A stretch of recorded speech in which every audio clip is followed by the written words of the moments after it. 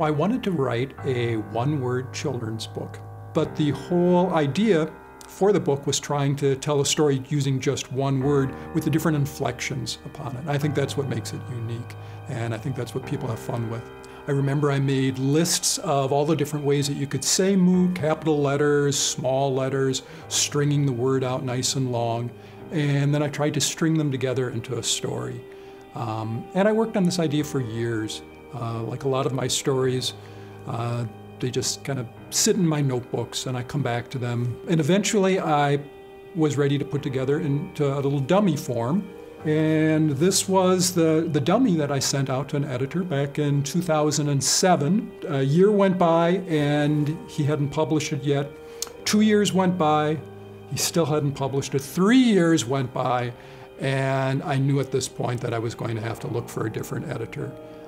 During this time, I was working on different color sketches for the book because I wanted to be the illustrator as well, too. And about that time in the mail, I got a postcard from a friend of mine who was having an art show. And on that postcard was a picture of a cow. And I saw that and I thought, that is the cow for this book. I knew that this artist could do a better job than I could. And that artist was Mike Wohnoutka. The cow that was on the invitation had these big googly eyes. So when I started the sketches for the book, I thought she had to have these big googly eyes.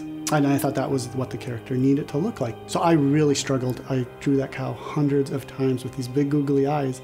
And in the book, she goes through all these different emotions. Finally, I did a sketch with her eyes closed. It's the first time you see her in the book. And she looks very peaceful. And it dawned on me, the eyes didn't have to be big and googly. I could vary the size of the eyes, and that opened up everything. Probably the biggest challenge of the book was that David had created this little book dummy with these very simple sketches, and he had worked out the narrative. Because when I illustrate a book, a picture book, all I get are the words on the page. The author has no say in what the illustrations are going to look like, normally.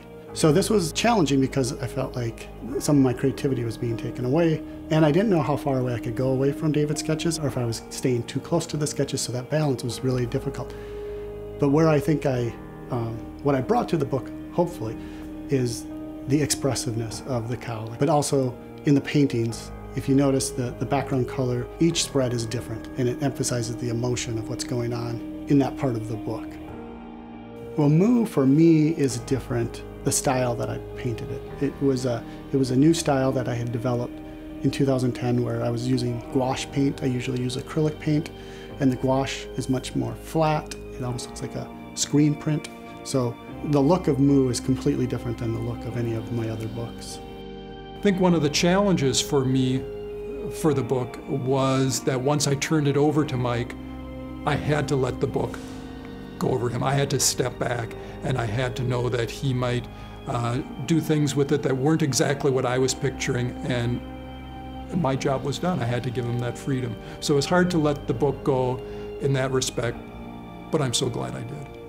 When the editor decided that Mike and I would make a good team for the book, you would think that we would work together as a team for the book. But editors encourage the authors and illustrators to kind of work separately. Actually, they feel very strongly about that. As a matter of fact, even though we were in the same writing group, they told Mike, please don't share with David any of the sketches that you're doing for this book. So Mike had to send the sketches he was working on to the editor in New York, and then the editor would send the sketches to me, and I would get a chance to look at them. And then I couldn't even talk to Mike about them that way. I would have to send my comments back to the editor.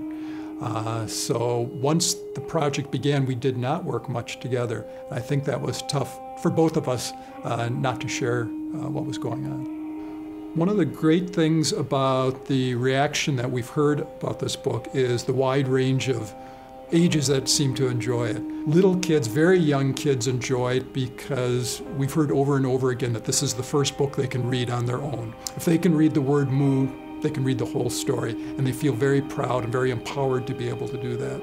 Slightly older kids get the humor of the book a bit more than maybe the younger kids, and I think that's what the adults particularly enjoy about it, is they realize how funny it is to tell a story using just one word, and and they get suckered into the surprise at the end. They don't realize the twist that's going to happen there. It's been very fun to hear this book being used with kindergartners as well as high school students in speech classes where they practice reading with inflection and reading with emotion. So that's been quite rewarding.